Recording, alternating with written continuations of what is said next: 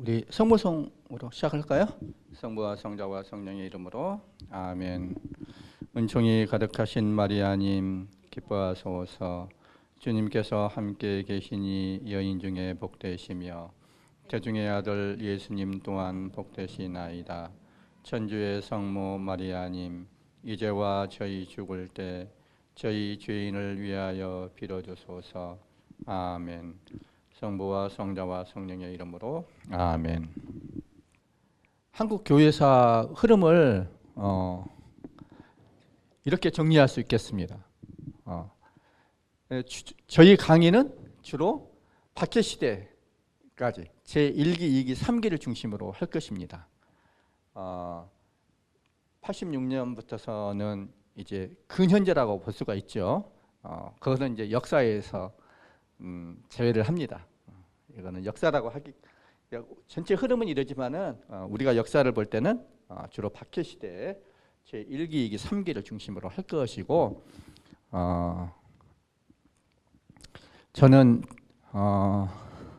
제 1기가 가장 중요하다고 생각을 해서 가장 비중 있게 이렇게 해나갈 것입니다. 자, 오늘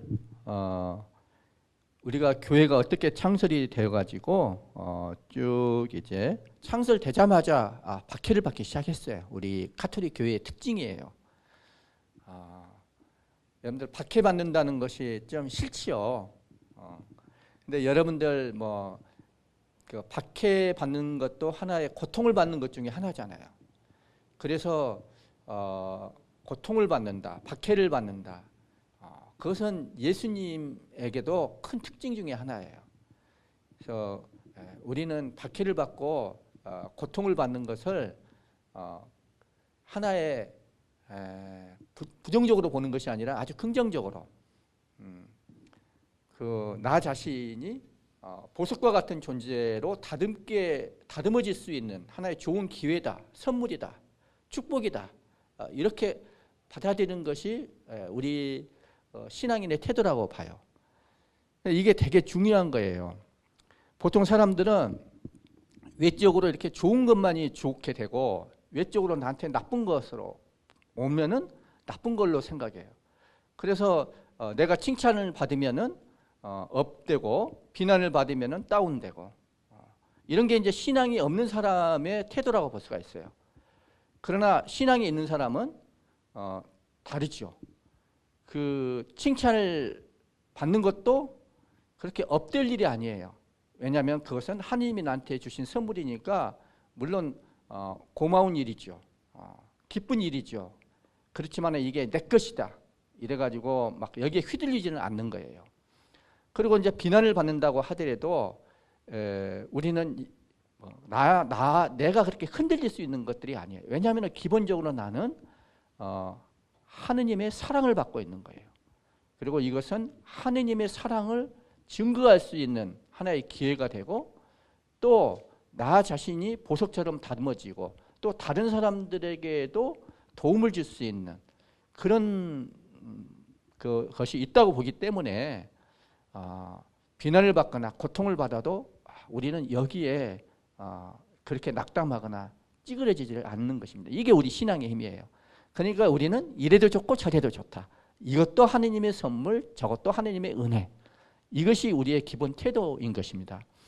그렇기 때문에 우리 한국 교회사는 창설 직후부터서 박해를 받게 되지만은 이 박해를 받는 것은 그만큼 그리스도인으로서의 특권이다. 그리스도를 담을 수 있는 좋은 기회다. 발판이 된다. 이렇게 받아들여도 좋을 것 같아요. 자, 이거 이제 그냥 드리는 말씀이고, 자, 우리 가톨릭 한국 천주교회가 어떻게 창설이 됐나? 무엇보다도 저는 이렇게 생각을 해요. 1884년에 한국 가톨릭이 창설이 됐다고 해요. 그런데 여러분들이 이제 그런 거 있어요. 이거는 딱 2명 이상의 신자가 되는 순간에 교회가 되는 거예요. 그래서 이제 이승훈 베드로가 북경의 북당이라는 곳에서 영세를 하고 한국에 돌아와 가지고 이벽을 비롯한 여러 그 교우들 이제 친구들에게 대세를 주는 거예요. 대세를 줄 때 대세를 주면은 2명이 되잖아요. 그래서 2명, 3명 이상이 되는 그 순간에 우리 한국 카톨릭이 출발이 됐다. 1784년 한 10월로 우리가 생각을 하는데 그때 딱 분명하게 창설 시점이 확정이 될 수가 있는 거예요. 그러나 이것은 하나의 아기가 탄생하는 것과도 같아요. 탄생하는 것은 눈에 딱 보이는 몇 월 며칠 몇 시에 아기가 딱 태어났다 시점을 확정할 수가 있죠. 예. 그러나 아기가 태어나기 전에 실제로 생명의 시작은 언제라고 볼 수가 있어요? 수정란으로서 딱 시작이 되는 그때 내 생명은 출발하는 거예요. 그러나 그거는 우리가 시기를 알 수가 없어요. 확정할 수가 없어요. 그렇죠? 우리 그 한국 천주교회도 마찬가지라고 생각할 수가 있어요. 1784년 10월에 딱 10월에 어느 좋은 날에 이렇게 딱 한국 천주교회가 시작이 됐지만은 근데 그거는 하나의 탄생이라고 볼 수가 있고 그 전에 그 수정란과 같은 상태로 이렇게 잉태되는 그 시점은 언젠가 이건 알 수가 없어요. 그러나 우리는 대개 1777년 그래서 확정을 못해요. 1777년인지 1779년인지 이때 그 천지남 주호사라고 하는 곳에서 강학 노감 권철신 우리 신앙 선조께서 강학회를 열었대요. 예, 그것이 이제 잉태되는 순간이라고 볼 수가 있어요. 근데 여러분들 또 이렇게 볼 수가 있어. 그 잉태되기 전에 나의 그 부모님이 만나가지고 뭐가 되잖아요, 그죠? 이제 썸을 탄다고 그럴까? 그 연애도 하고 결혼해가지고 살기도 하고 이러면서 이제 이제 뭐 잉태되고 그럴 것이 아닙니까? 그런 것들을 생각하면은 그러면 언제부터 만나게 돼가지고 연애가 되고 결혼이 됐는가 이런 것도 이렇게 생각을 할 수가 있어요. 그러면은 제가 아까 말씀드렸죠. 그 줄탁동시라고 우리 한국 내부에서 북인계 남인이라고 하는 것이 내적인 동인이라고 그래요. 북인계 남인이 이런 학자들이 이걸 열망한 거예요. 근데 이것만 가지고 되는 것이 아니라 무엇이 같이 이렇게 딱 만나가지고 됐다고 그랬어요? 우리는 이걸 서학서라고 그래요. 서학서. 한문으로 된 서학서. 이걸 만나게 된 거예요. 근데 이 서학서는 어디서부터 나온 거예요? 그 중국에 와 있던 그 선교사들. 주로 이제 예수의 선교사들이 많았지만 예수의뿐만이 아니에요. 예수회가 그 마테오 리치가 아까 1582년에 마카오에 들어왔다고 그랬죠. 그보다 한 50년 지나가지고 1630년대 초에 프란치스코 회랄지 도미니코 회에서 들어오고 그 뒤에 좀 더 지나서 또 파리 외왕 정교회에서 들어오고 여러 이제 뭐 아우구스티노 회랄지 여러 이제 수도회가 들어와서 활동을 하게 됩니다. 그래서 이제 주로 저는 이제 예수회를 이야기를 했지만은 예수회를 비롯한 다른 수도회도 포함이 돼요. 그에서 이제 서학서를 만들어내고 이 둘이 만나가지고 이 서학과 북인계 남인의 이걸 뭐라 그러나 그냥 실학이라고 할 수 있죠. 실학자되니까 이 실학이 이렇게 둘이 만나가지고 서로 이제 주거니 받거니 이제 썸을 타고 연애도 하고 그런 시간이 서학서가 유입돼가지고 막 있었던 그런 시기예요.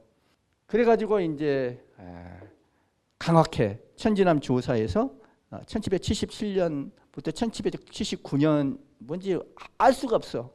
그때 강학회를 했는데 이 강학회는 대개 이 남인 실학자들,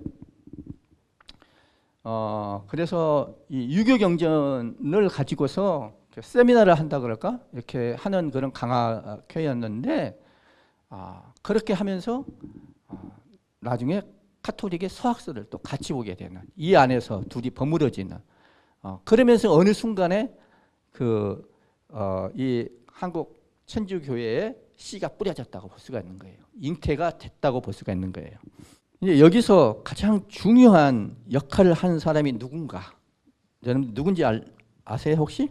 강학회에서 주로 노감 권철신이 처음에는 주도를 했지만은, 여기서 그 유교 중심이었다가 또 서학에 대해서는 학문적인 입장에서 이렇게 토론을 하다가 나중에 신앙으로서의 서학, 그것을 우리가 서교라고도 그렇게 이야기하고, 어떤 천주교 신앙이 더 적극적으로 이렇게 받아들이려고 하는 그런 움직임이 여기서 나타났다고 보는 거예요. 그게 이제 잉태라고 할 수가 있는데, 그 중심 인물은 누구냐? 바로 이벽이에요. 들어보셨죠? 이벽. 그래서 이 시간은 주로 이벽에 대한 이야기를 하겠습니다. 한국 천주교의 창설 중심 인물은 누구다? 한마디로 이벽이다. 이렇게 볼 수가 있어요.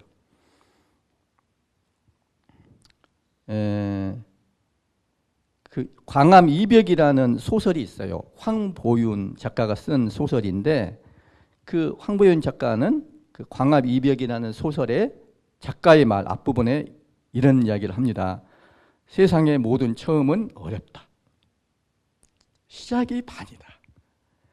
그만큼 어렵다. 어려운 만큼 그만큼 가치가 있는 거예요. 더군다나 우리 한국 천주교회는 선교사의 직접적인 개입이 없이 자발적으로 창설됐다고 하죠. 그리고 이것은 세계 교회사에서 유례를 찾기 어려운 일로 그렇게 평가가 되죠. 그래서 우리 한국 교회사의 이 처음은 너무나 뭐라 그럴까요? 특별하고 우리 민족사의 소중한 유산이고, 또 우리 신앙의 모범이다, 이렇게 볼 수가 있어요. 그래서 옛날에 그 프란치스코 교황님이 2014년 8월 16일 124위 시복 미사에서 이렇게 말씀하셨어요. 복자 바오로와 그 동료들을 오늘 기념하여 경축하는 것은 한국 교회의 여명기, 바로 그 첫 순간들로 돌아가는 기회를 우리에게 줍니다. 이는 한국의 천주교인 여러분이 모두 하느님께서 이 땅에 이룩하신 위대한 일들을 기억하며 여러분의 선조들에게서 물려받은 신앙과 애덕의 유산을 보화로 잘 간직하여 지켜나가기를 촉구합니다. 이렇게 이야기를 해요. 근데 지금 여기서 한국 교회의 여명기, 바로 그 첫 순간들로 돌아가는 기회를 바로 지금 우리가 이 시간에 갖는 거예요. 이 시간에 하는 것이야말로 바로 그런 시간이에요. 이벽에 대한 이야기는 바로 그런 거라고 볼 수가 있습니다. 한국 천주교회 창설의 중심 인물이다. 바로 자발적인 수용의 장본인이라고 할 수가 있어요. 달래 천주교회사라고 하는 책이 있어요. 상중하권으로 된 꽤 분량이 많이 된 그 책인데, 그 상권의 299쪽에 보면 이렇게 나와 있어요. 하느님의 섭리가 조선에 복음을 들여보내기 위하여 쓰신 주요한 연장은 벼로를 벽이라고 하는 이덕조였다. 이벽이었다, 이 말이에요.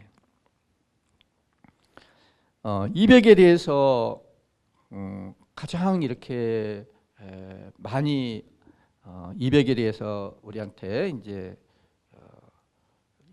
이렇게 되게 추모하는 그런 글을 쓴 사람은 너무나 유명한 그 정리화경 선생이에요. 정리화경은 이렇게 이야기를 합니다. 이게 이제 한자 한문으로 된 시니까 이렇게 운율을 맞춰서 하는 것이지만은 그냥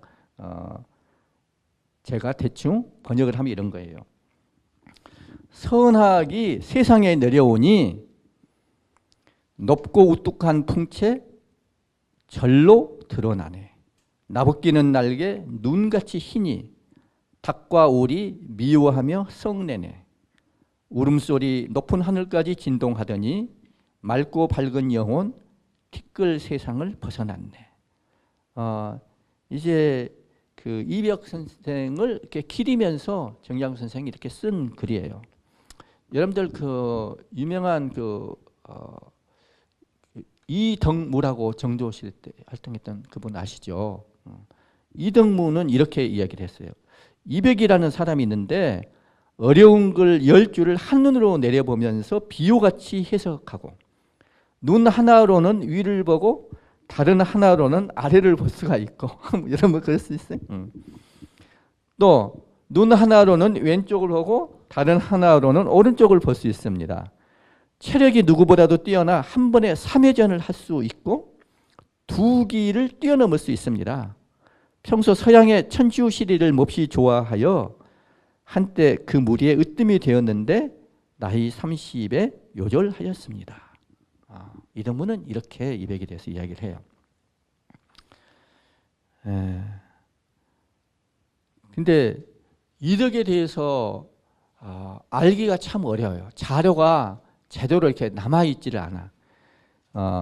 그래서 이 자료를 볼 때 좀 단편적인 자료가 많고 가장 풍부한 자료도 있고 그래요. 근데 이 자료를 이제 여러분들이 볼 때 잘 봐야 돼요. 누가 무슨 글을 쓸 때 여러분들이 어떤 사람이 여러분들에 대해서 이렇게 말하고 어떤 사람은 저렇게 말하고 막 그러잖아요. 그 사람 입장에 따라서 다 다르게 이야기를 할 수가 있어요. 그러니까 우리도 자료를 볼 때 이 사람은 어떤 입장에서 이렇게 보고 있나 이런 것들을 한번 생각하면서 봐야 되는데 그때 당시에 기록된 자료들로는 황사영의 백서 아시죠? 백서가 있고 또 이승훈이 자신이 세례받은 북당의 선교사들에게 보낸 1789년 말에 서한이 있어요. 그럼 편지가 있고 또 정약용 선생의 여유당 전서에 수록되어 있는 중용 강의 보호라고 하는 글과 또 여러 묘지명들이 있어요. 관련 시문들도 있고 또 이제 반대 입장에서 이만채라고 하는 천주교를 반대하는 그 사람이 이제 벽위편이라고 그래요. 그래서 이것은 천주교를 반대하고 벽이라고 하는 것은 그리고 이제 유교를 지킨다 이런 뜻이에요. 이 벽위편 유교 입장에서 쓴 그 벽유서들이 있어요. 또 조선왕조실록과 문초기록 그리고 이벽 후손이 소장해온 경주시 족보 이런 것들이 있는데 다 단편적인 것들만 우리한테 이제 했기 때문에 이런 것들 좀 참고가 되고 그리고 아주 가장 내용이 풍부하고 이백의 생애와 신앙을 밝히는데 가장 큰 참고가 될 수가 있는 것이 뭐냐?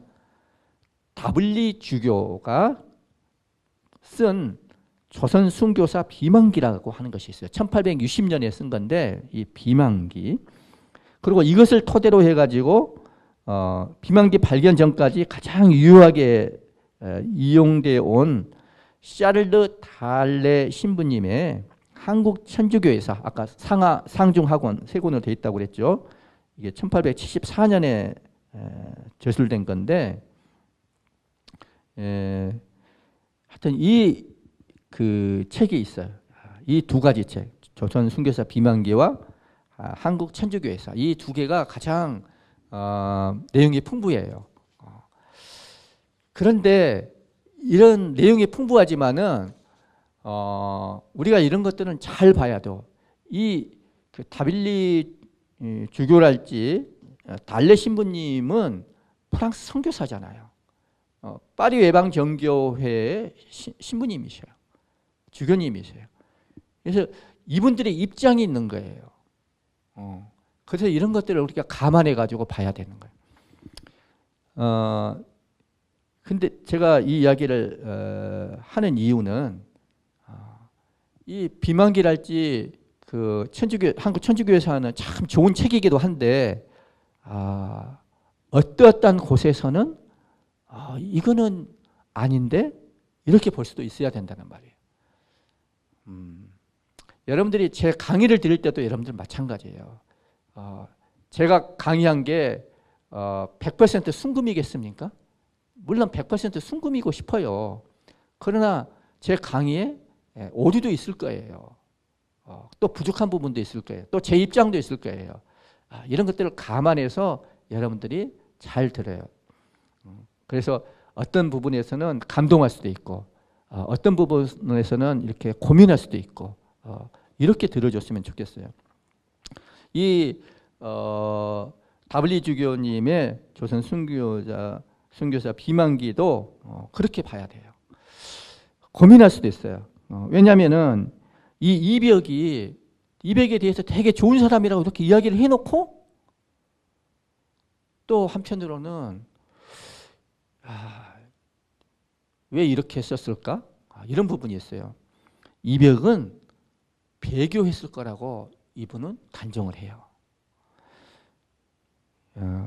훌륭한 자질과 이론의 여지가 없는 덕성을 갖춘 그도, 이게 앞뒤가 안 맞아. 이런 그도, 훌륭한 자질과 이론의 여지가 없는 덕성을 갖췄대요. 이벽이. 그런데 그도 부모를 나보다 더 사랑하는 사람은 나에게 합당하지 않다라고 하신 구세주의 말씀을 충분히 이해하지 못했다. 이렇게 이야기를 해요. 그랬을까? 나는 이제 나중에 좀 더 자세하게 이야기하겠지만은 나는 여기 동의가 안 돼요. 그래서 이 사람이 하는 얘기라고 100% 받아들이면 안 된다는 거예요. 이렇게. 또 자신의 배교 행위에 양심의 가책을 느껴서 낙심 끝에 패스트에 걸려 죽었다라고 기록하고 있어요. 당시에 유행하던 흑사병에 걸려서 8, 9일을 앓다가 죽었다.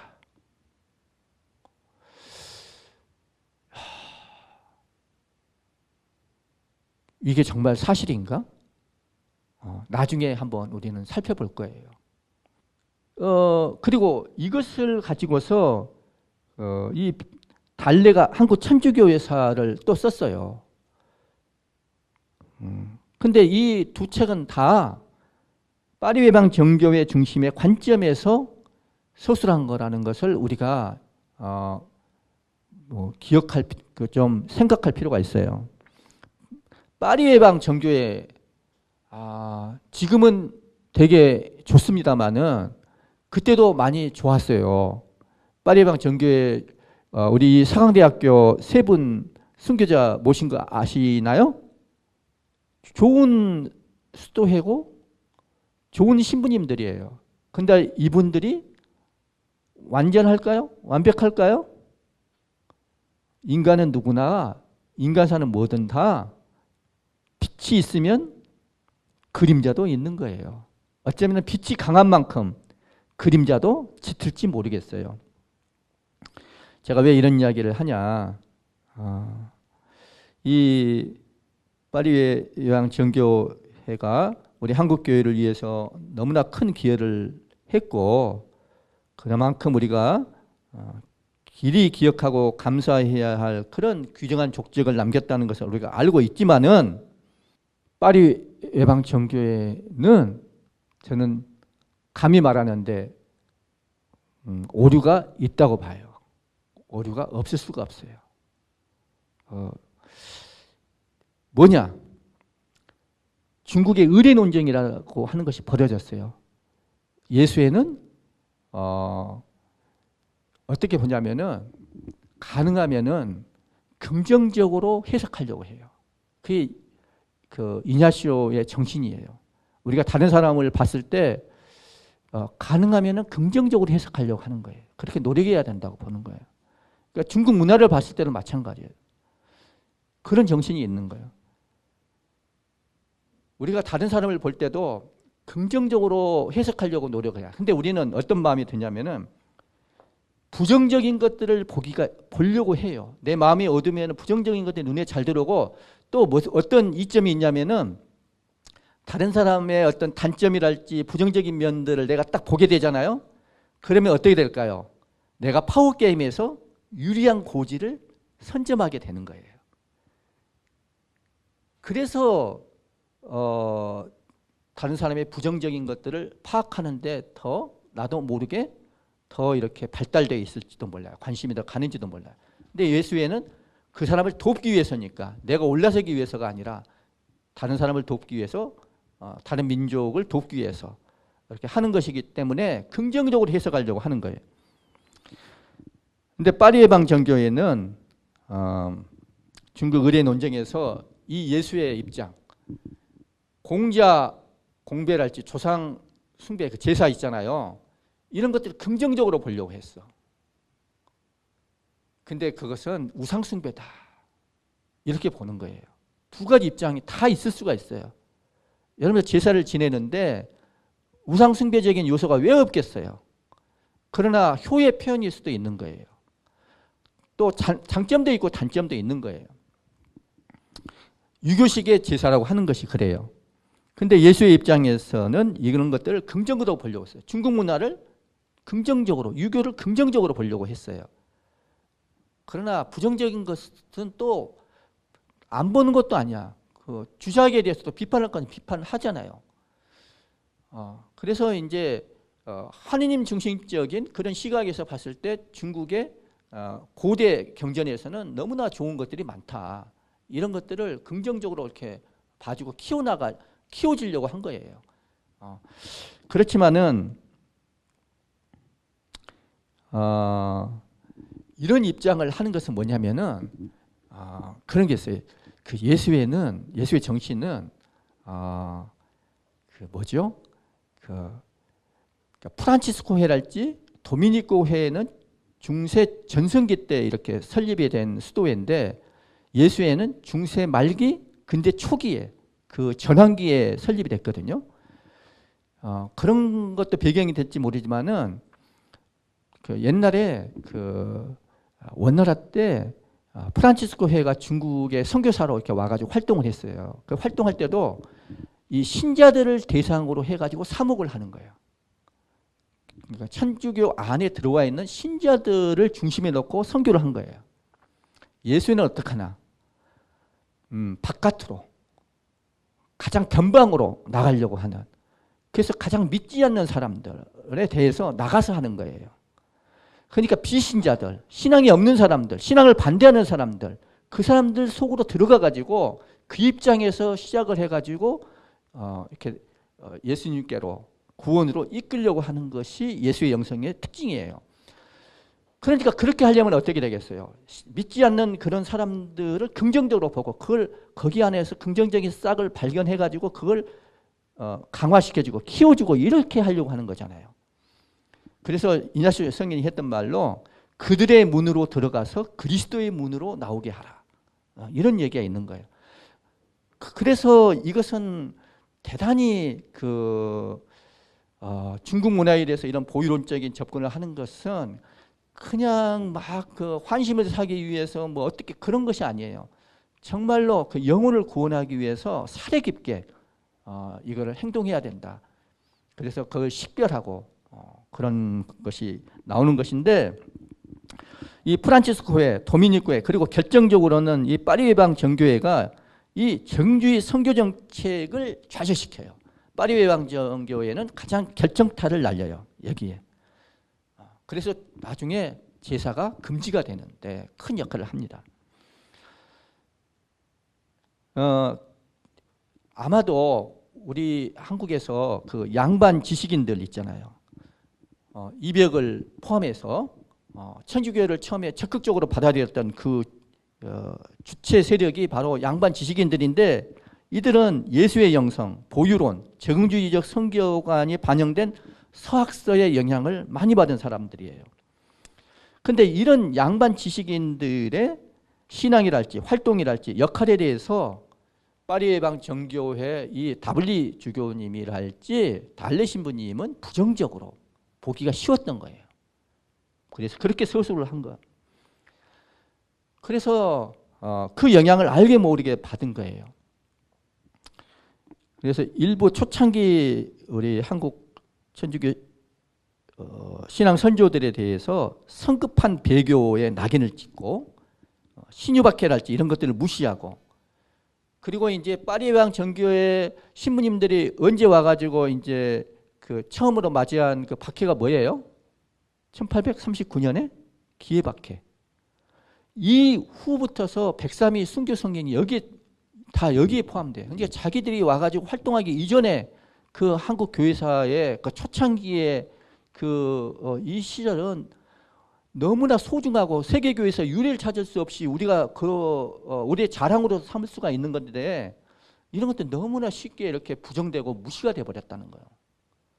그래서 103위 순교 성인이랄지 지금 124위 프란츠 교장님 와가지고 이제 시복을 했는데, 그 전에 오셨던 분들이 제대로 이렇게 시복 시성이 안 되고 그랬던 거예요. 생각해 보면은 정하상 성인은 성인인데 그분의 아버지인 정약종 아우구스티누는 성인이 아니라 이제서 복자가 된 거예요. 근데 여러분들 정약종 없이 정하상이 있겠습니까? 그리고 정약종이 그 신앙에 있어서 정하상보다도 뭐 부족해서 복자가 됐을까요? 그러니까 이런 초기에 있었던 그런 것들이 너무나 아쉬운 거예요. 그래서 우리가 이 천주교회사 자료를 볼 때 이런 것들을 감안하고 볼 필요가 있다, 이런 말씀을 드립니다. 그런가 하면은 우리가 이제 그 국뽕에 취하면 안 되잖아요. 우리나라를 볼 때 그 피로뽕에서 희로뽕에서 뽕이 나온 거잖아요. 그러니까 우리 국가에 대한 희로뽕, 그래서 국뽕이라고 그러는데, 국뽕이랄지 또 천주교에 대한 뽕도 있어요. 교뽕이라고 저는 부를 수 있겠는데, 국뽕이나 교뽕에 빠져가지고 사실을 너무 뭐랄까 아전인수식으로 좋게만 이렇게 해석하는 것도 우리가 경계를 해야 돼요. 분별이 있어야 되는 거예요. 그러나 또 우리 초대 신앙 선조들에 대해서 두 가지 감정을 균형 있게 잡아야 돼. 저는 분별 있는 사랑이라고 이렇게 이야기를 해요. 분별도 있어야 돼. 그러니까 좋은 것은 좋고 나쁜 것은 나쁘다, 이렇게 객관적으로 보려고 하는 그런 자세가 필요하고, 그러나 또 하나는 뭐예요? 그것을 그냥 이렇게 지나가는 사람들 이렇게 보듯이 그렇게 보면 안 되는 거예요. 사랑을 가지고 보는 거예요. 그 사람의 입장에 내가 같이 느끼고 그런 것들이 필요한 거예요. 우리가 역사를 볼 때 그런 두 가지 자세가 같이 균형을 잡고 이렇게 있어야 돼요. 예. 제가 왜 이런 이야기를 하냐, 이 국뽕과 교뽕이 묘하게 섞인 그런 것들이 있어요. 출처가 불분명한 의문의 자료로 사료 비판이 충분히 이루어지지 않은 채 큰 주목을 끈 그런 것들이 있어요. 뭐냐?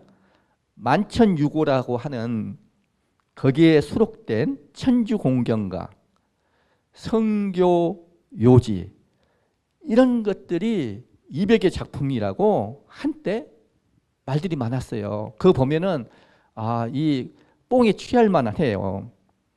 근데 나중에 윤민구 신부님이 여기에 대해서 강력한 위소론을 제기를 합니다.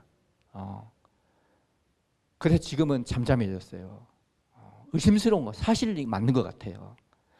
그래서 이런 것들을 잘 봐요. 우리가 유튜브 볼 때도 이런 거 조심해야 돼. 유튜브는 특히 그런 편향성이 심할 수가 있어요. 그래서 이런 것들을 잘 봐야 됩니다. 자, 이런 이야기를 하고 이제 이벽에 대해서 조금 살펴볼게요. 이벽이 어떻게 태어났고 성장했고 결혼했는지, 이런 것들은 그냥 넘어가기로 하겠습니다. 그러니까 하나만 더, 아까 말씀드렸지만 하나만 더 말하면은 기골이 장대했대요. 그래서 다른 형제들과는 달리 또 이 과거 시험 보지 않고 그냥 오로지 진리 탐구에만 매진했어요. 이게 특징이에요. 그래서 W주교의 기록을 보면은 이벽은 성장하면서 힘이 세고 키가 8척 거구가 되어 한 손으로 100근을 들어 올릴 수가 있었다. 큰 체구와 훌륭한 골격을 지닌 그의 외양은 위엄이 있었고, 그래서 자연적으로 모든 시선을 끌었대요. 잘생겼어. 진짜 외모도 그래. 근데 외모만 그런가? 내면도 뭐예요? 오로지 진리 탐구에만 매진한 거야. 출세할 생각을 아예 안 해버리는 거야. 이런 사람 참 귀하지요. 진짜 하느님이 보내주신 큰 선물이라고 볼 수가 있어요. 자, 이 이벽은 이제 진리 탐구에만 했는데 어떤 진리냐? 유교 진리예요. 유교 가르침. 이익의 제자인 안정복과 권철신. 이 안정복과 권철신이 그 성호 이익의 성호 좌파, 성호 우파의 대표자라고 볼 수가 있어요. 그런 말 들어봤어요? 성호 이익의 제자들은 좌파 우파로 갈라져요. 성호 우파가 안정복, 성호 좌파가 권철신. 우파는 뭐겠어요? 그만큼 보수주의적인 입장을 갖는 거고, 무엇에 대해서? 유교에 대해서. 그 다음에 이제 성호 좌파는 뭐예요? 그만큼 진보적인 입장을 갖는 거예요. 그래서 또 이익의 조카 이병휴를 또 스승으로 모시기도 했어요. 20살 때에는. 그래서 이제 일찍이 안정복과 권철신한테서 학문을 배우고 20살 때에는 이익의 조카 이병휴한테서 배웠습니다. 이 이병휴와 권철신이 다 성호 좌파예요. 그래서 안정복한테도 배웠어요. 좀 보수적인 입장에서도 배웠어요. 어려서. 그리고 이게 이제 1777년 이분이 1754년생이에요. 54년생 딱 기억하세요. 54년생. 그러면은 84년에 천주교가 창설됐을 때는 몇 살이게요? 30살. 그렇죠? 예. 저는 60년생이에요. 그렇게 기억하면 돼. 물론 이제 앞이 다르지. 저는 1962년, 얘는 1754년. 한 200여 년 전이에요. 그렇게 오래전 사람은 아니에요. 200년 전이라고 그렇게 크게 오랜 건 아니에요. 54년생인데 이분이 77년에 그 정약현을 자영으로 맞아들였대요. 자영이 됐대요. 정약현은 어떻게 됐냐면은 후체예요. 후체 소생이에요. 정약용 선생은. 바로 이가 정약종이고 바로 이가 정약전이에요. 이게 이제 그 해남 윤씨 소생이에요. 근데 이게 이제 후처고 전처 소생으로 정약현이 있었어요.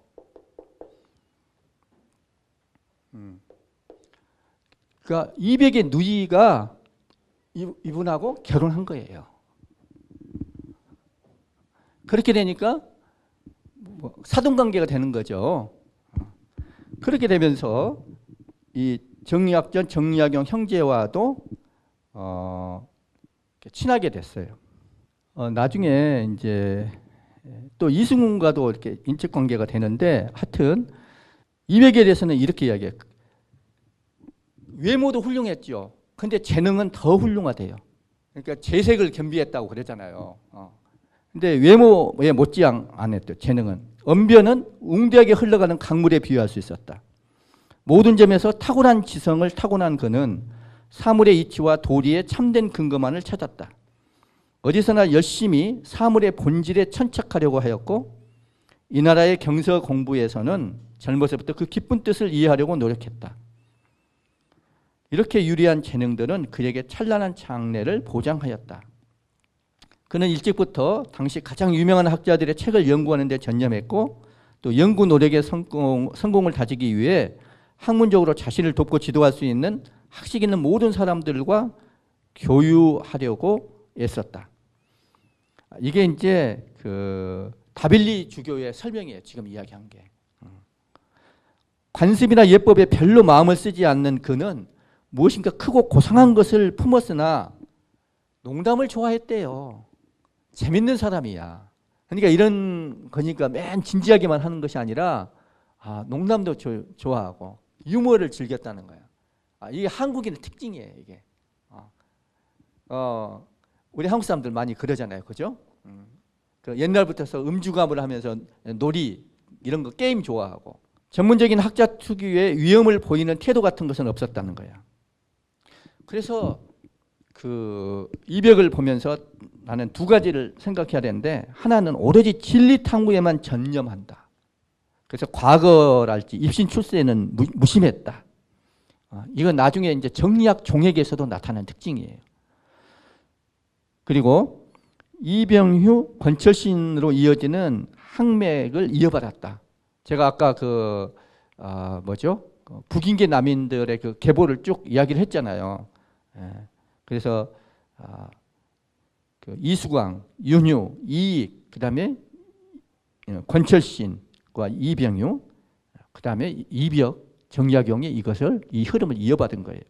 처음에는 이렇게 유학을 공부했지만은 나중에는 특히 이 정약현과 이렇게 그 혼인 관계가 되면서 그때부터서는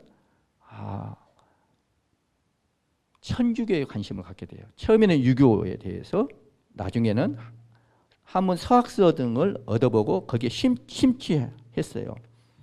그래서 정약용의 맏형인 정약현을 자영으로 맞이하면서 1777년 이벽이 23살 때 되던 해예요. 정약용은 15살 되던데요. 23살 때 생각이 나세요? 23살 나이에 얼마나 막 힘이 넘칠 때예요. 그때부터 이 정약전, 정약용 형제들과 아주 친하게 지내면서 자주 인근의 천지남을 찾아서 학문에 대해서 토론을 하고 그랬대요. 그리고 1781년 81년이 돼가지고, 그러니까 81년이면 아까 54년생이니까 이제 27이죠. 81년 무렵에는 서울 수표교 인근으로 이주했다는 거야. 수표교 어딘쯤인지 아시죠? 뭐 청계천 이렇게 가다 보면 나오잖아. 그래서 그쪽으로 이주했는데 아마도 그 아버지와 그 천주교 신앙과 관련해 가지고 아버지와 갈등이 있으니까 그걸 피해서 왔던 것 같아요. 정약용은 1783년에 진사시에 합격을 해요. 여러분들 정약용이 62년생이에요. 그러니까 9살 차이예요. 54년생이라고 그랬죠? 정약용은 62년생이야. 제가 60년생이거든요. 정약종이 60년생이에요. 그리고 여기가 62년생이야. 여기가 60년생이야. 여기가 58 개띠 아니에요. 1958이 개띠고. 하여튼 58년생, 60 이렇게 2살 차이야. 여기가 54년생. 여기 4살 차이야. 근데 이런 나이 아주 한참 팟파릇한 20대, 정약용 같은 10대이기도 하고 이런 때였어요. 정약용은 83년에 62년생인데 20살도 안 돼가지고 진사시에 합격을 했대요. 대단하죠. 이거 합격하는 게 쉽지 않아. 바로 89년에 문과에 합격했대요. 이게 합격이 되게 엄청 어려워요. 지금도 보면 뭐 경쟁률을 따지면 말로 할 수가 없어. 어쨌거나 그건 넘어가고, 근데 이 84년에 1784년 천주교가 창설되던 바로 그 해인데, 그 해 여름에 창설되기 바로 전이에요.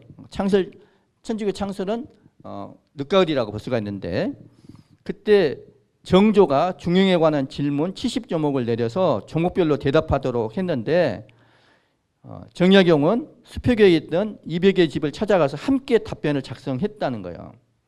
그리고 나서 30년 후에 정약용이 강진의 유배소에서 이 중용 강의 보라는 그런 책을 쓰면서 눈물을 흘리면서 이벽과 옛 시절을 그리워하면서 회상을 했다는 거예요. 이런 정도로 이제 넘어가고,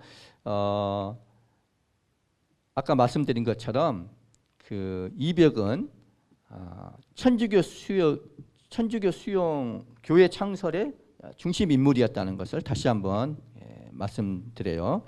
그래서 원래는 서학에 대해서 관심을 갖는데 학문적인 정도의 관심이 아니라 정말 신앙으로 바꾸어 준 것이 바로 이백이었다. 이게 바로 1779년 강압회 소식을 듣고 이백이 달려가요. 막 밤에 눈 쌓인 그 산길을 헤치고 달려갔대요. 그것도 참 유명해요. 얼마나 열정적이었는지 몰라요. 한겨울 밤중에 눈 덮인 깊은 산속을 막 호랑이도 나오고 그러는데 그 깊은 산속을 마다 않고 조사 강학 모임에 참석할 만큼 열성적이었다는 거예요.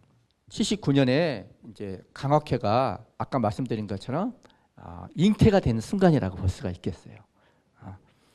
이제 나중에 이승원이 쓴 북경 선교사한테 보낸 편지에서 이백에 대해서 이렇게 얘기했대요. 저는 이백을 만나게 됐는데 그 사람은 이미 예전에 우리 종교에 관한 책을 한 권 발견하고는 그 책을 여러 해 동안 열심히 연구하고 있었습니다. 그 사람의 노력은 결코 헛되지 않았으니 그는 천주교에 관한 문제 중에서도 가장 이해하기 어려운 부분들까지도 잘 알고 있었습니다. 그러나 그의 신앙과 열정은 그가 알고 있는 지식보다도 더 대단했습니다. 이렇게 이야기를 했대요. 근데 이제 이 이백이 왜 이렇게 천주교에 대해서 열성이었을까? 그거는 말이죠. 재밌는 일이 하나 있는데 이백의 5대조가 있는데 이 이경상이라고 하는 이 5대조 할아버지가 병자호란 때 청나라 심양에 가서 8년간 볼모로 있었던 누구예요? 소현세자 아시죠? 이 소현세자가 1645년 귀국할 때 서장관으로 수행했대요. 이게 중요한 거예요. 여러분들 소현세자가 죽지 않고 임금이 됐다면 우리가 일본보다 훨씬 앞서서 서양 문물을 받아들여 가지고 일본한테 식민지 될 일도 없었을 거고 나라가 두 쪽으로 갈라질 일도 없었다는 그런 얘기를 한 사람도 있어요. 역사에 만약은 없다고 가정은 없다고 하지만은 참 근데 하여튼 이 소현세자가 귀국할 때 서장관으로 수행했대요. 근데 소현세자가 이제 우리나라로 들어올 때 이경상 소현세자 일행이 북경에서 이제 남당에 북당이 있고 남당이 있고 동당 서당 이렇게 천주교 성당이 4군데 있었대요. 근데 이 남당에 아담시알 신부님이 있죠. 예수의 신부님이에요. 이분도 이 아담시알 신부님과 접촉하고 있었고 이게 이제 감정을 지내는 되게 이제 그런 사람이에요. 이 아담시알 신부님은 천문역법으로 중국의 그 사람들 막 반대하는 그런 사람들을 다 이렇게 압승을 거뒀던 그런 신화를 전설의 사람이에요. 이 아담시알 신부님은. 근데 이 아담시알 신부님하고 이렇게 접촉을 하면서 천주교 서적 등을 얻어서 귀국을 했다는 거예요. 그리고 중국인 신자 5명을 황관으로 함께 데리고 왔어요. 나중에 소현세자가 의문사한 뒤에 어떻게 죽었는지 몰라. 우리는 썰들이 많아요. 그냥 병사했다, 독살당했다 여러 가지 말이 많은데 어쨌거나 이 소현세자가 그렇게 의문사된 뒤에 그 신자들은 귀국 조치가 되었다고 그래요. 이백과 관련해서는 할 얘기가 너무 많은데 이 얘기를 조금 해야 되겠어요. 조선 천주교 이렇게 창립 이전에도 천주교 신자들이 여기저기 약간 있었다고 해요. 그런 얘기 제가 이제 지금 조금 드리는데 일성록이랄지 비변사 등록이라는 그 자료가 있어요. 또 조선왕조 실록 이런데 이제 단편적으로는 조금씩 그 신자들이 여기저기 있었다는 그런 기록이 있어요. 특히 이능화 여러분들 아세요? 이능화? 그 한말에 이능화라고 하는 유명한 학자가 있어요. 이분이 쓴 조선 기독교 및 외교사라는 책에서 간결하게 이렇게 이야기를 했는데 인조, 효종, 숙종, 영조 시대 때 이미 황해도 서해안 해주 지역이랄지 함경도 회령 두만강 주변에 천주교 신자들이 있었을 거라는 저도 있었을 거라고 생각을 해요. 그러나 소현세자 때 뭐 일시적으로 중국인 신자들이 잠시 왔다가 돌아간 것처럼 산발적으로 있었던 그런 몇몇 사람들의 그런 신앙 행위가 일시적인 걸로 끝나버리고 교회 조직을 이루고 신앙생활이 후대로 전승되지는 못했다고 이렇게 보기 때문에 우리는 1784년을 창설로 이렇게 생각을 하는 것입니다. 근데 제가 이제 어떻게 하다가 어떤 책을 감수를 했어요. 오어산이라고 그 중국 6대 산수화가 중에 하나예요. 명말청초에 활동했던. 근데 이 사람이 아내를 사별하고 나서 천주교 그 신부가 되려고 이제 들어와요. 마카오에 여러분들 그 뭐죠? 그 바오로 성당 그 아시나요? 그 유명한. 근데 그분이 17세기 말에 지었을 것으로 추정되는 그런 산파집, 이걸 제가 이제 해양대학교와 뭐 부경대 어떤 교수님 두 분이 이거를 가지고서 막 이제 신자도 아닌데 막 번역을 하려고 해가지고 제가 감수를 해준 적이 있거든요. 근데 이 산파집이라고 있어요. 산파집. 오산이라고 하는 이분이 1632년에서 1718년까지 사신 분인데, 이분의 그 시 중에 시를 이렇게 막 한시를 이렇게 적어놨거든요. 근데 여기에 이런 게 있어요. 공을 이루어 세상을 구원하시니 만방의 봄이 오고. 지금 만방의 봄이 왔죠. 근데 좀 상징적으로 이야기하는 거예요. 성교회의 영광은 차례로 새로워지는구나. 자, 이 부분이 참 저는 눈에 띄었어요. 눈물을 쏟으며 멀리 조선 땅을 바라보니. 여기서는 기자국이라고 그랬어요. 기자의 나라. 중국 사람들은 우리나라를 그렇게 봐요. 눈물을 쏟으며 멀리 조선 땅을 바라보니 어깨에 고난의 십자가를 지고 누구를 기다리시는가. 이렇게 이런 글을 썼어요. 제가 눈이 팔짝 띄었어요. 그러니까 이게 17세기 말이거든요. 그러니까 한국에 어떤 신자들이 있었다는 말 아닌가? 그런 것들이 있어요. 이게 이런 것들을 우리가 좀 참고를 할 필요가 있어요. 하여튼 그 이벽이 천주교에 대해서 이렇게 열정을 가진 데에는 이런 가족의 내림이 있었다. 그 오대조 할아버지 때부터서 이런 것이 있었기 때문에 책이 뭔가 이렇게 내려오는 것이 있었을 것이다. 그 이제 나중에 이승훈이 이제 이벽이 그 정약용의 매형이거든요. 이승훈이 정약용 형제의 이렇게 매형이에요. 그래서 이 젊어서 진사에 오르고 또 학문과 국리를 좋아해서 이벽이 아주 기특하게 여겼어요. 그러면서 조용히 이제 성교 서적을 이렇게 보고 있었는데 이승훈은 아직 그런 걸 몰랐죠. 이게 이제 황상익 백서에 나오는 이야기예요. 그러면서 이제 1783년에 이승훈이 동지사의 서장관에 임명된 아버지를 따라서 북경에 간다는 소식을 듣고는 이벽이 이승훈을 찾아갑니다. 그래서 뭐라고 하냐? 그대가 북경에 가는 것은 참된 진리를 알라고 하늘이 우리에게 주시는 훌륭한 기회다. 이렇게 이야기를 하면서 조용히 부탁을 했어요. 북경에는 천주당이 있고 천주당에는 서양선비로서 정교하는 사람이 있으니 자네가 찾아가서 뵙고 신앙서적 한 부를 구하고 아울러 영세를 청하면 서양선비는 필시 아주 좋아할 것일세. 기이한 물건과 성물 뭐 이런 것들을 많이 얻어가지고 오면은 많이 얻어가지고 오게. 꼭 그냥 돌아오지는 말게. 이렇게 황상익 백서에는 이렇게 나와 있어요. 그래서 이승훈은 이 이백의 권고를 받아들여서 1783년 말에 그 세양 선교를 만나기로 하고 북경에 갔습니다. 그리고 북당으로 가서 이 선교사를 만나고 먼저 수학에 관해서 알고자 했어요. 그리고 이어서 교리를 알고 교리서를 얻으려고 했어요. 근데 이 과정에서 이승우는 선교사의 권유를 받아들여서 수학보다는 천주교 교리 학습에 열중을 했다고 해요. 그리고 1784년 2월에 예수회 선교사, 그때는 예수회가 이제 쫓겨날 무렵이에요. 왜냐, 조상제사 문제로 이제 조상제사 금지령이 내렸거든요. 그리고 나서 그 후에 예수회가 해산을 당해요. 지금 이게 1783년 말이잖아요. 예수회가 1773년부터서 해산을 당해요.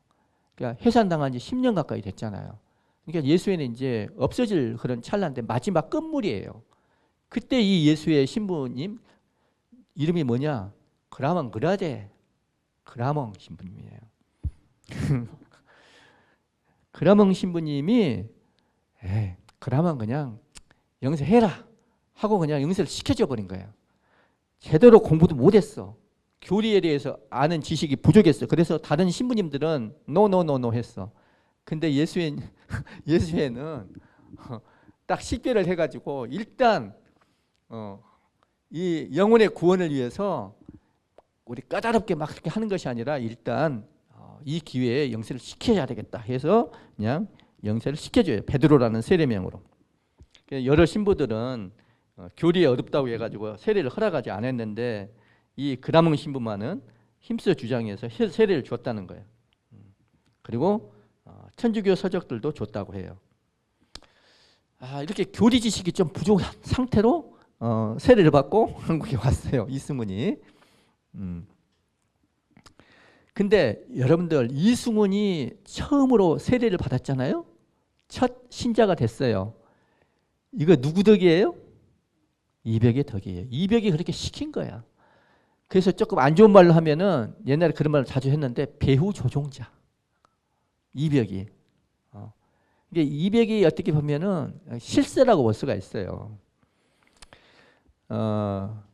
그래서 그 이백이 나중에 이제 그 10년 후에 신유박해가 일어나는데 10년 후란다.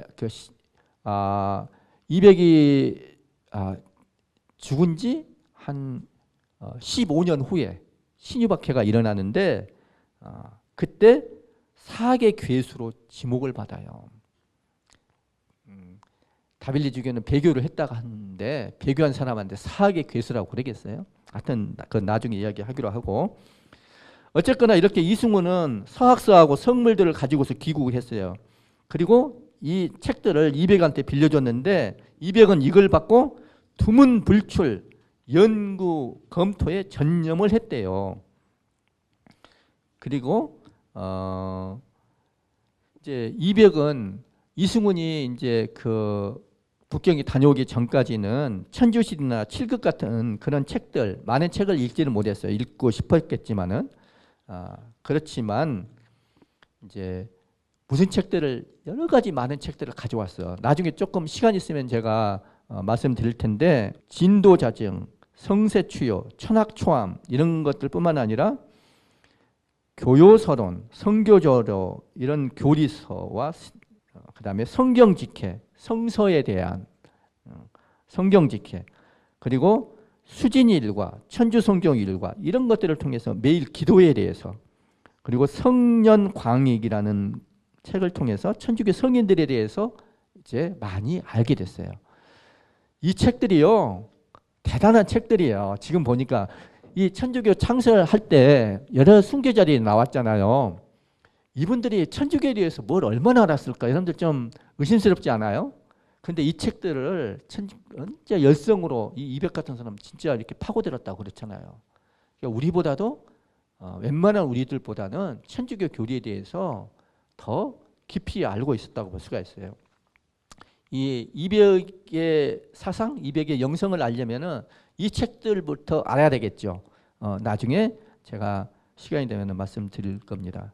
근데 이백은 이승훈과 함께 이 책들을 잠심 간서했대요.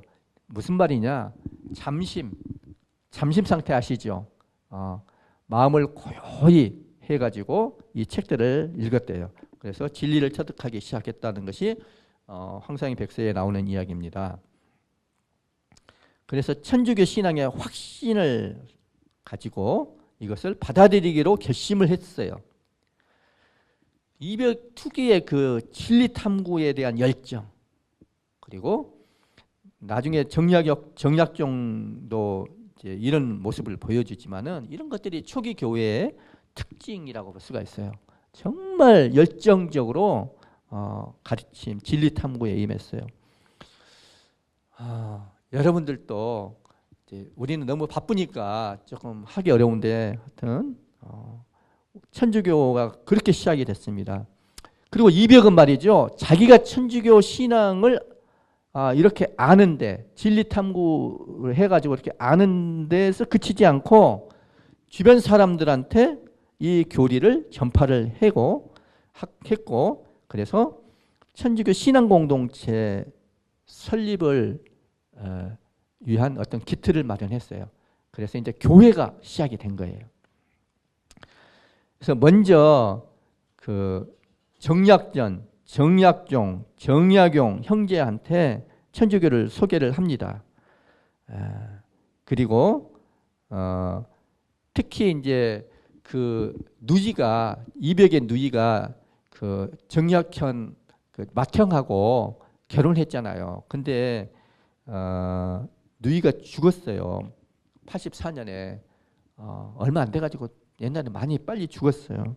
그래서 84년 4월에 누이의 기일을 맞아서 그 마제에 있는 그 정씨 집안을 방문하고 돌아오는 배 위에서 이것도 참 아주 인상적이었나 봐요. 그 정약용이 나중에 이제 뭐 묘지명을 썼는데 이렇게 썼어요. 큰형수의 기일을 맞이하여 제사를 지낸 뒤 우리 형제가 이벽과 함께 배를 타고 물길을 따라 내려오면서 배 안에서 천지창조, 영혼육신, 삶과 죽음의 진리 이런 것들을 듣고 황홀하고 경이로움이 마치 은하수가 끝이 없는 것과 같았다. 서울로 와서 또 이벽을 조차 종덕조, 이벽의 그 자가 덕조예요. 덕조. 종덕조. 여러분들이 종북 이런 이야기 들어봤어요? 추종한다는 거예요. 예.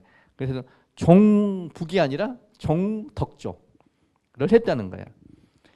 추종을 했어. 이벽을 추종해서 천지시리와 철극 등 여러 책을 보고 기꺼이 마음을 기울이기 시작했다.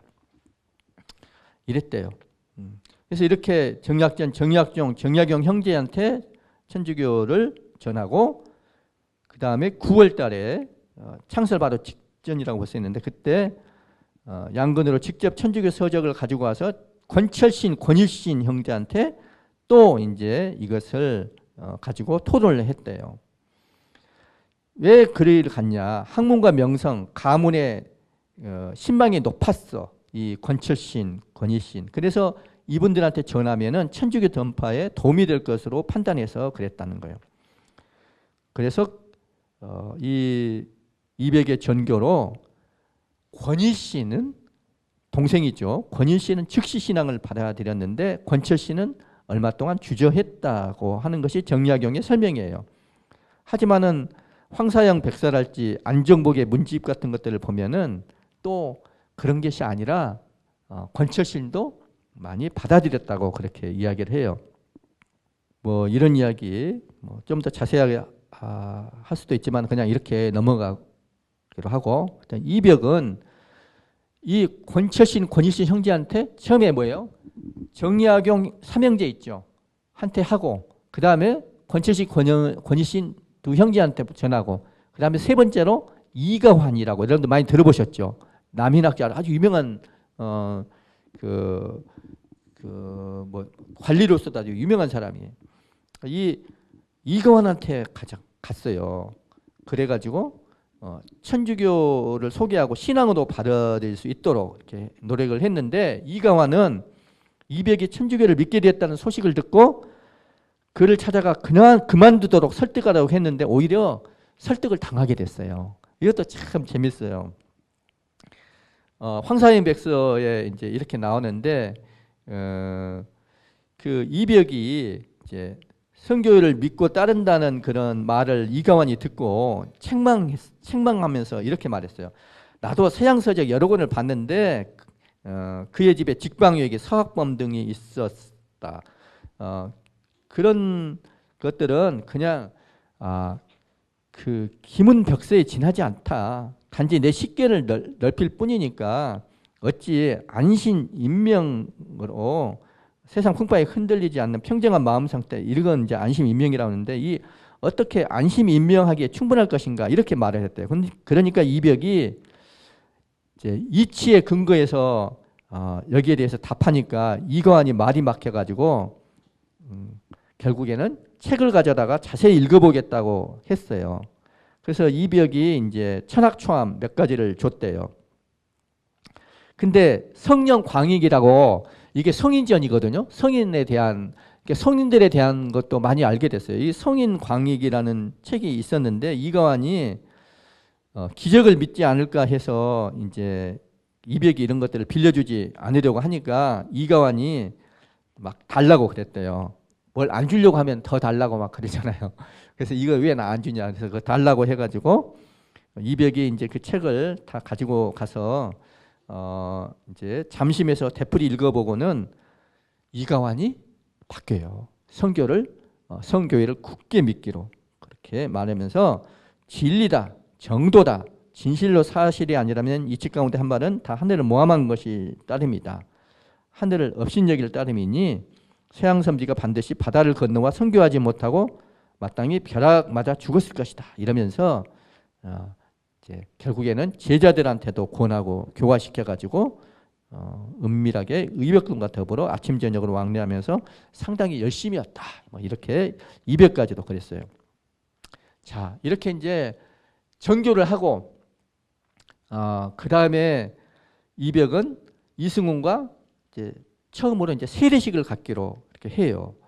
그래서 드디어 음력 9월에 수표교 근처에 있는 이백의 집에서 신앙 천주교를 받아들이기로 결심한 권일신, 정약용 등 약 10명과 함께 이승훈한테서 대세를 받았습니다. 이것이 첫 번째 세례식이 되고 여기서 드디어 한국 천주교회가 창설된 것입니다. 예. 그래서 이제 이렇게 이제 창설이 됐는데 이것은 계속 누누이 말하지만은 그리스도교 선교사에서 유래를 찾기 힘든 자발적 신앙 공동체 형성이다. 자생적 교회 설립이다. 그리고 그 핵심 인물은 누구다? 바로 이백이다. 이렇게 볼 수가 있는 거예요.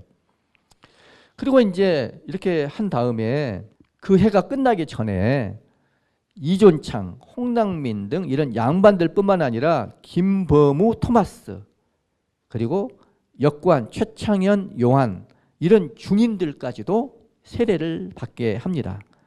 여러분들 처음에는 이백의 집에서 세례식이 한두 번 치러졌지만은 이제 그 다음에 1784년이잖아요. 85년 이제 붙어서는 김범우의 집이 명례방에 있어요. 지금 명동성당이 있는데 명동성당이 김범우 집이 됐다고 여러분 알고 계시죠?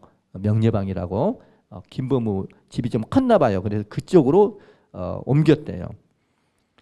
그리고 그 무렵에 이백이 교리를 가르친 사람은 그 중인 최인길 마티아, 김종교 프란치스코 이분들 나중에 다 순교해요. 하여튼 이런 사람들도 세례를 받아요. 그리고 이제 권일신이 교리를 가르친 이존창, 유한검, 윤유일 이런 사람들도 이제 권철신의 집에서 양근에 있는 권철신의 집에서 세례를 받았던 것으로 추정이 됩니다. 그래서 여기서 보면은 중인들까지도 이렇게 확대를 해요. 김범우, 최창현, 최인길, 지황, 김종교 이런 중인들 층까지 이렇게 신분의 벽을 넘어서 양반에만 한 것이 아니라 넘어서 이렇게 합니다. 그리고 그 중에서 역관 최창현 등은 역관 통역관이잖아요. 그래서 이제 이런 사람들은 뭘 잘할까요? 번역을 잘해. 그래서 한글로 번역, 서학서를 한글로 번역을 해서 전하게 됩니다. 예, 그래서 이렇게 딱 교회의 터전을 잡아갔는데 이 모든 일을 다 이백이 주도를 하고 그렇게 잘 나가고 있었어요. 그런데 84년이 갑진년인데 85년이 을사년이에요.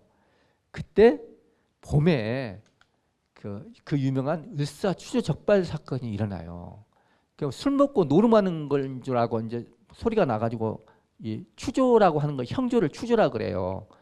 그래서 여러분들 잘못 생각하면은 그 85년 가을에 일어날 거라고 생각할지 모르지만 봄에 추조 형조 관리들이 이 뭐 술 먹고 노름하나 해서 가서 봤더니는 뭐 좀 그런 것이 아니고 특이한 아주 푸른 수건을 쓰고 얼굴에 분을 바르고 머리에 푸른 수건을 쓰고 행동 거지가 괴이해서 체포했대요. 그리고 이제 예수상들, 서적들 그냥 물건들을 압수해서 가져갔는데 그때 형조 판서는 이 양반 자제들이 이 그릇된 것에 빠진 것을 애석히 여겨서 타일러서 내보내고 중인 김보무만 가두었대요. 그리고 이제 형조에 들어가 가지고 그 성상 돌려달라고 권희신이랄지 권희신의 아들 그리고 이윤하라고 제가 지난번에 한번 말씀드렸죠. 이윤하가 누구예요? 이수광의 8대 손. 그리고 그 아들이 이경도 까르르고 딸이 이순이 누갈다예요. 이경은 바오로 또 그 아들이고 3남매 아버지가 이윤하예요. 그리고 또 이제 이렇게 해서 5사람을 데리고서 형조에 들어가 가지고 막 성상 돌려달라고 했는데 이 형조 판서는 그냥 꾸짖고 내보내고 김보무만 신문에서 유배를 보냈어요.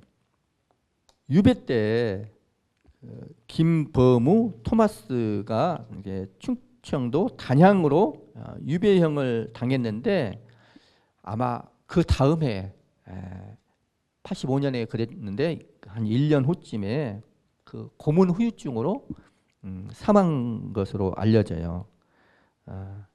그래서 1년 후 가을에 사망한 것으로 이제 이승훈이 북경 선교사들한테 보고를 했대요.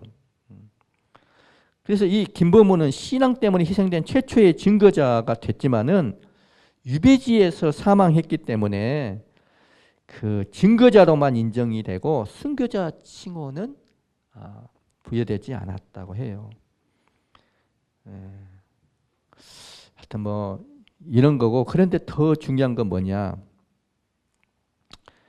이렇게 되니까 이제 집안에서 양반 집안에서 난리가 난 거예요. 그래서 이제 그 집안에서 이러면은 폐가 망신한다. 그래서 이 가문의 압력을 받아서 바로 이것이 좀 이제 그 교회로부터 거리를 두게 되는 그런. 그래서 이제 이승훈 같은 경우는 그 가족들이 막 회유하고 압박하고 해가지고 그 아버지가 이승훈의 아버지가 천주교 서적을 다 불태우고 또 분서의 시를 짓고 그래가지고 이승훈은 벽이문 벽이단 이야기했잖아. 그 이단을 물리친다는 그 글을 쓰고 벽이시 또 그런 시를 쓰고 그래서 주위에 이렇게 공표를 해야만 했대요. 그리고 정약용, 정약전 형제들이랄지 다른 신자들도 표면적으로는 교회를 멀리하게 됐어요. 그리고 명예방 신앙 모임은 당분간 중단이 됐습니다.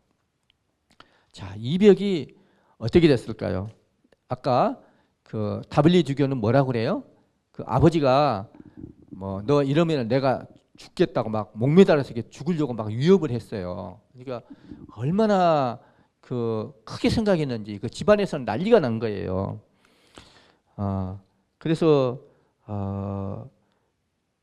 온갖 수단 방법을 가지지 않고 이 벽을 이제 신앙에서 멀게 하려고 그렇게 애를 썼다는 거예요.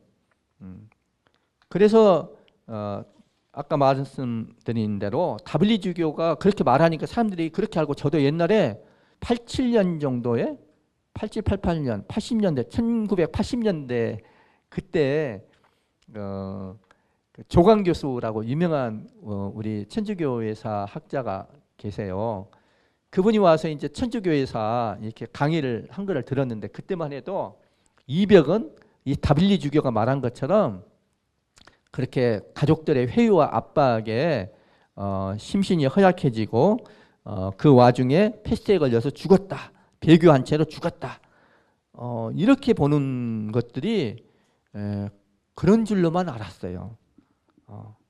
그런데 지금은 어떻게 되나? 지금은 많이 바뀌었어요. 그런 게 아니다. 끝까지 자기 신앙을 지켰다. 이렇게 보는 경우가 많아요. 심지어는 독살로 죽음을 당했다. 가택연금 상태로 갇혀서 외부와 단절된 채 단식, 식음을 전폐하다시피 해가지고 그래가지고 순교했다라고 하는 이 견해가 시간이 지날수록 지금은 설득력을 얻게 됐어요. 그리고 1785년 6월 14일 32살에 죽음을 당했다. 그리고 죽을 때까지 가택연금 상태였다. 바로 이것만 봐도 그가 신앙을 버리지 않았다는 강력한 증거다. 이렇게 보는 게 지금은 이제 많이 설득력을 얻게 됐다고 해요. 자, 이 얘기는 한번 들어보세요. 왜 이런 얘기를 하는지. 그 교회사로서 유명한 학자 중에 차기진 박사라고 계세요. 근데 이분이 이렇게 이야기를 해요. 당시 그 일대에 패스트가 있었는가? 여러 문을 통해서 많이 찾아봤대요. 근데 만약 그런 병이 경기도 광주 일대 발생했다면은 반드시 그게 조정에 보고가 됩니다. 근데 그런 보고 자료가 정조 7년에서 10년 사이에 전혀 없어요. 사망 원인이 패스트였다면은 비슷한 시기에 사망한 친족이 있을 것인데 200이 사망한 시기는 1785년. 그리고 아버지는 아버지인데 30여 년 뒤에 아버지는 돌아가셔. 형은 40여 년 뒤에 죽어요. 그리고 족보 어디에도 당시에 죽은 사람은 없어. 그래서 이 차기진 박사는 뭐라고 그러냐면 패스트는 확실히 집안 사람들이 지어낸 이야기가 분명하다. 왜냐? 패스트가 있으면 사람들이 오지 않으니까. 문상을 오지 않으니까. 그러니까 사람들과의 단절. 그것은 전염병의 패스트죠. 이렇게 이야기를 하는 거예요. 무슨 말씀인지 아시겠어요? 이게 패스트로 죽었다고 하는 걸 본 사람 아무도 없어. 옆에서 패스트가 있으면 전염이다가 흑사병이니까 전염병으로 옆에 죽은 사람이 있고 보고가 나와야 되는데 그런 거 아무것도 없다는 거야. 찾아봐도. 여러분들 한수산 작가 아세요? 땅콩 껍질 속의 영가? 뭐 이런 책으로 되게 유명했던 작가예요. 지금 젊은 친구들은 모르겠지만 제가 젊었을 때 되게 유명한 소설가셨는데 이분은 이렇게 이야기해요. 지금도 이 땅에서 아니 오늘도 어딘가에서 고문과 조작과 왜곡 속에서 수사가 이루어지고 판결이 나며 수많은 사람들의 진실이 가려진 채 어둠 속에 묻히는 것을 보며 우리는 살아가지 않는가. 결코 그 누군가가 배교했다는 그 허위의 공식 문서를 믿어서는 안 된다. 최영전 분들에게 대해서만이라도 우리는 그분들의 순교를 가슴 깊이 받아들여야 한다. 한수산 작가는 이런 이야기를 했어요. 이런 게 참 많은 거예요. 지금도 그러고 있는데 지금도 여러분들 보면은 그런 거 많이 일어나지 않나요? 근데 그때는 얼마나 더 그랬겠어요. 마지막으로 이제 심상태 신부님 아세요, 여러분들? 아주 유명한 신학자셔요. 이분은 이렇게 말씀하세요. 오랫동안 교계 안에서 정설로 인정되어 온 다블리 주교의 그 비만기와 달래 천주교회사 기록에 의거해서 이벽이 그 문중으로부터 축출되고 폐가 당할 것을 두려워한 아버지를 위시한 가족들로부터 배교하라는 위협에 굴복하고 나서 양심의 가책을 받아 갈등을 겪으며 지내다가 1786년 33살의 나이에 전염병에 걸려서 요절했다는 주장은 역사적 진실이 아니고 그가 가족의 위협에 끝내 굴하지 않고 신앙을 수호하다가 가택연금 상태에서 1785년 늦은 봄 내지 초여름에 31살의 나이로 신앙 증거자로서 숨진 역사적 사실을 확인할 수 있었다. 그러면서 근거를 막 대요. 지금 시간이 없어서 다 말씀을 드리지 못하겠는데 진짜 저는 이게 훨씬 더 설득력이 있다고 생각을 해요. 서종태 학자도 있는데 이분도 이 얘기를 조금 뭐 더 자세히 말씀을 드릴 수가 있는데 우리는 정말로 그 이벽이 이렇게 훌륭한 인품을 갖고 신앙이 이렇게 열정적이고 독실했는데 아버지가 그렇게 막 했다고 해가지고 자기 신앙을 이렇게 쉽게 버릴 사람인가? 그리고 그렇게 기고리장대하고 뭐 이렇게 힘도 세고 건강하고 이런 분이 다른 사람은 안 걸리고 이 사람만 패스트에 걸려가지고 그렇게 죽었다. 패스트에 걸리면 사람들이 못 오게 하잖아요. 문상 못 오게. 근데 만약에 이분이 정말 배교를 했다면은 이승훈처럼 배교했다는 사실을 사람들한테 공표하고 알리면은 얼마나 그게 확실하게 인정을 받게 돼요. 근데 아무도 그런 것이 없고 옆에 사람들 접근도 못하게 하고 그런 상태로 이렇게 죽어버렸으니까 너무나 억울하잖아요. 그래서 지금 이제 우리가 그 이벽과 지금 200 포함해서 133위 그분들 하느님의 종들 시복 운동하는 거 알고 계시나요? 그래서 그런 것들 여러분들 많이 관심을 가집시다. 이 문제가 옛날에는 W주교가 그렇게 써버리니까 배교자로만 알고 있었는데 보면 볼수록 너무 억울하다는 그런 생각이 들어요. 시간이 지금 많이 됐죠. 이 정도로 마치겠습니다. 그러면 200의 영성은 다음에 하기로 하고 여기서 마치겠습니다. 영광송으로 마칠게요. 영광이 성부와 성자와 성령께 이제와 항상 영원히 아멘. 성부와 성자와 성령의 이름으로 아멘.